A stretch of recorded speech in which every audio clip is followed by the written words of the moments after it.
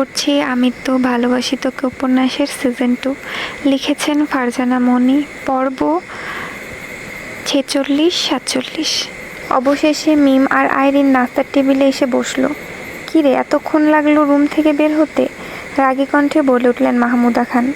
আইরিন আমতা আমতা করে বলে উঠল, ইয়ে মানে আম্মু।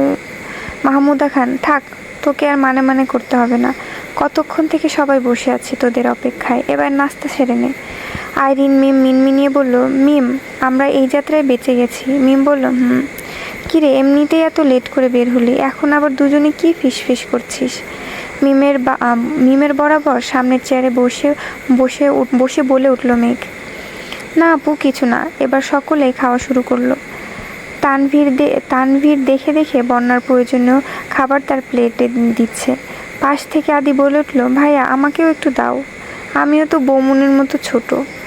আদির কথা শুনে সকলেই হেসে দিল। তানভীর কিছু না বলে আদির প্লেটেও খাবার তুলে দিল। মেঘ একটু খেয়ে বারবার আবিরকে বলছে যে সে আর খাবে না, কিন্তু আবির তো ছাড়ার পাত্র নয়। সে কিছুতেই মেঘকে পুরো খাবার শেষ না করে উঠতে দিবে না। জোর করে নানান কথা বলে খাওয়াচ্ছে মেঘকে। আসিফ, আরিফ, মিম, আইরিন তারা যার যার মতো খাচ্ছে। মাহমুদা খান ও জান্নাত সবাইকে নাস্তা পরিবেশন করছে। হঠাৎই মিমের কানে বাজলো এক অন্যরকম সুর। মিম হক চকিয়ে গেল। কি ম্যাডাম, ঘুম হয়েছে? মিম পাশে তাকিয়ে দেখলো তার পাশের চেয়ারে আরিফ বসে আছে। আরিফকে দেখে মিম বিশাল এক চমক খেলো। দুরু দুরু বুক নিয়ে মিম বুঝতে পারছে না খাবে নাকি উঠে যাবে, বা এই মুহূর্তে তার কি করা উচিত। কোনো কিছু বুঝতে না পেরে মিম উঠে যাওয়ার সিদ্ধান্তটাই নিল। কিন্তু আরিফ মনে হয় তা আগের থেকেই জানতো, আর জানবে নাই বা কেন? সে তো জানে তার মিম কতটা লাজুক। মিম যেই না উঠে যাবে ঠিক সেই সময়ই আরিফ টেবিলের নিচে দিয়ে মিমের হাতটা চেপে ধরল। মিম পড়ল আরও বিপাকে। যে মানুষটি পাশে থাকলেই ভেতরে দুঃখপুকানি বেড়ে যায়, সেই মানুষটি যদি তার হাত ধরে রাখে, তাহলে মিম কিভাবে স্থির থাকবে? এত ভাবনার ভিতরে হঠাৎই খেয়াল করলো মাহমুদা খান তার প্লেটে আরও খাবার দিচ্ছে। মিম বাধা দিল, কিন্তু মাহমুদা খান কিছুই শুনল না। একদিকে মা খাবার দিচ্ছে আর অন্যদিকে ছেলে হাতের আঙুলের ভেতর আঙুল ঢুকিয়ে বসে আছে। মিম পড়ল চরম বিপাকে। আরিফকে দেখে কেউ বুঝতেই পারবে না সে টেবিলের নিচে মিমকে এত জ্বালাচ্ছে। সবার খাওয়া দাওয়ার শেষ পর্যায়ে মিম আস্তে আস্তে বলল, ছাড়ুন, আমি উঠব। কিন্তু আরিফের চেহারায় কোনো ভাবান্তর দেখা গেল না। সে না শোনার ভান করে খাবার খেয়ে যাচ্ছে। আইরিনের খাবার খাওয়া শেষ হয় মিমের অন্য হাত ধরে টান দিয়ে বলল, কিরে, খাওয়া শেষ, বসে আছিস কেন এখনো? চল। এবার আরিফ মিমের হাতটা আলগা করে দিল। মিমও সুযোগের সদ্ব্যবহার করে ছুটে ত্যাগ করলো ডাইনিং রুম। দুপুরের কড়া রোদকে বিদায় জানিয়ে প্রকৃতিতে ধরা দিল পড়ন্ত বিকেল। খান বাড়ির বাকি সদস্যরা দুপুরবেলা এসেছে। আলী আহমেদ খান একটু পরেই সবাইকে নিয়ে খান বাড়ির উদ্দেশ্যে রওনা হবে। মাহমুদা খান অনেক করে বলল, ভাইজান, আজকের রাতটা আপনারা সবাই থেকে যান। কিন্তু আলী আহমেদ খান ও মোজাম্মেল খান কাজের বাহানায় থাকতে নারাজ।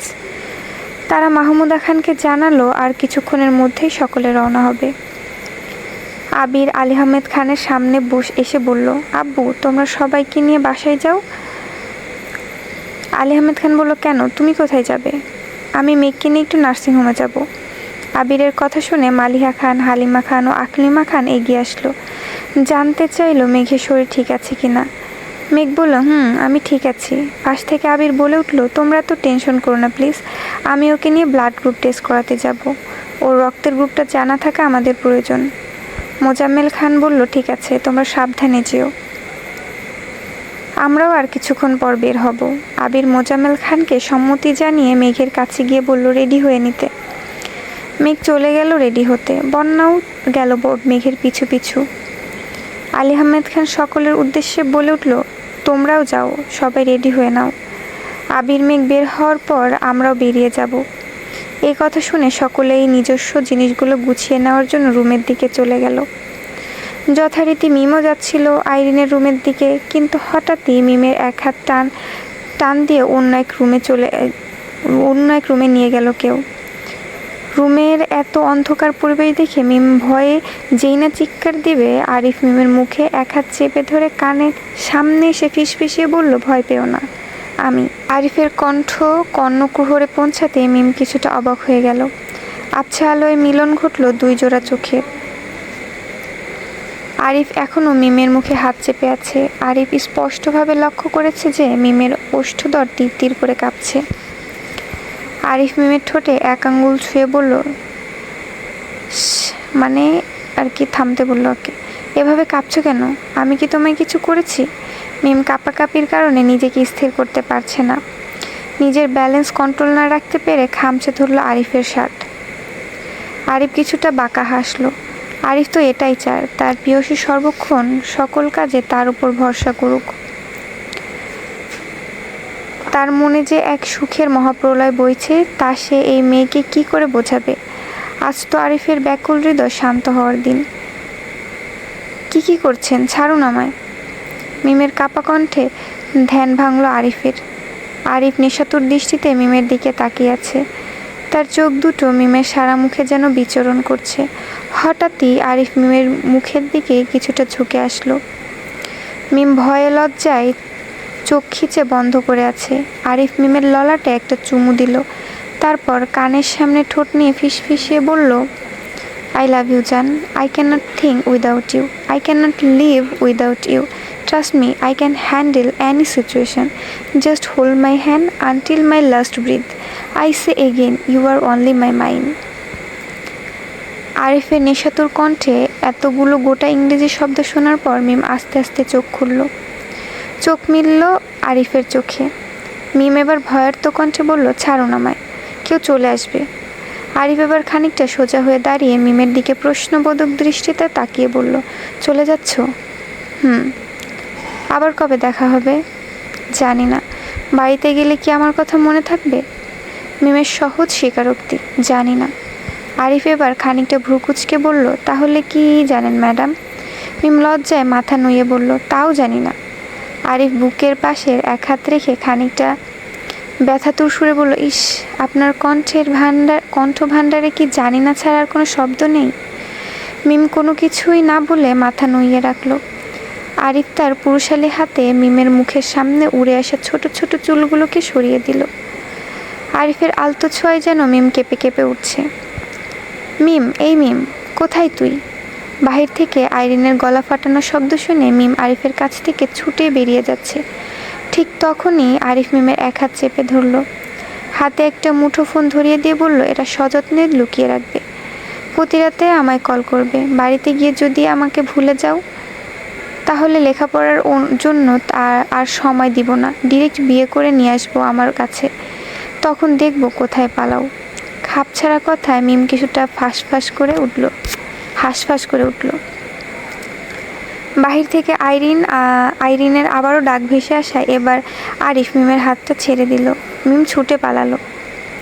সময় যাচ্ছে সময়ের গতিতে, সেকেন্ড, মিনিট, ঘন্টা, তারপর গোটা একটা দিন, তারপর সপ্তাহ, তারপর মাস।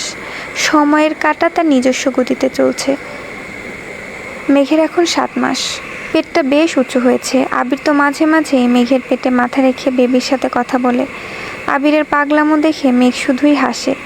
এক এক সময় এক একটা খাবার নিয়ে আসে, এসে মেঘের হাতে ধরিয়ে দে, বলে, এ খাবার কিন্তু তোমার জন্য না। মেঘ যদি প্রশ্ন করে কার, আবির সুন্দর মসৃণ হেসে জবাব দেয়, আমার আহিয়ার।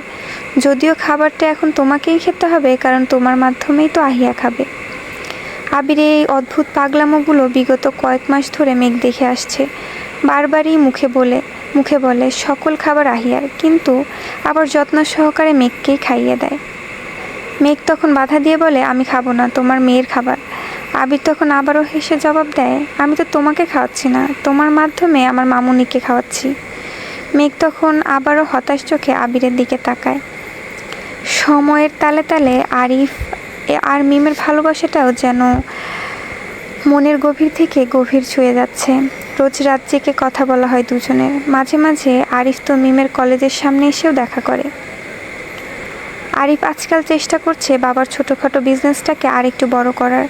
বড় ভাই আসিফের কখনোই ব্যবসায় মনোযোগ ছিল না, তাই সে চাকরি জীবনটাকেই বেছে নিয়েছে। কিন্তু আরিফ মূলত ব্যবসায়ী নিজের ক্যারিয়ারটাকে গোছাতে চায়। তাছাড়া মিমের জন্য যোগ্য হওয়াটাও অতি জরুরি। এদিকে বন্যা আর তানভীর খুব সুখে শান্তিতেই দিন কাটাচ্ছে। সারাদিন পর অফিস থেকে এসে তানভীর যখন বন্যার হাসি মুখটা দেখে তখন তার মনে হয় সারা রাজ্যের সুখ শান্তি যেন তার ঘরে উকি দিয়েছে। এই মেয়েটা তানভীরের সকল প্রশান্তির কারণ। তানভীর বন্যাকে ছেড়ে এক রাতও থাকতে নারাজ, তাই বন্যাও তেমন একটা বাপের বাড়িতে যায় না। মাঝে মাঝে তানভীর বন্যাকে নিয়ে যায় এবং সাথে করেই নিয়ে আসে। কিন্তু এত সুখ শান্তির মাঝে হঠাৎ ঘটে গেল এক অনাকাঙ্ক্ষিত ঘটনা, যা এলোমেলো করে দিল খানবাড়ির সকল সুখ।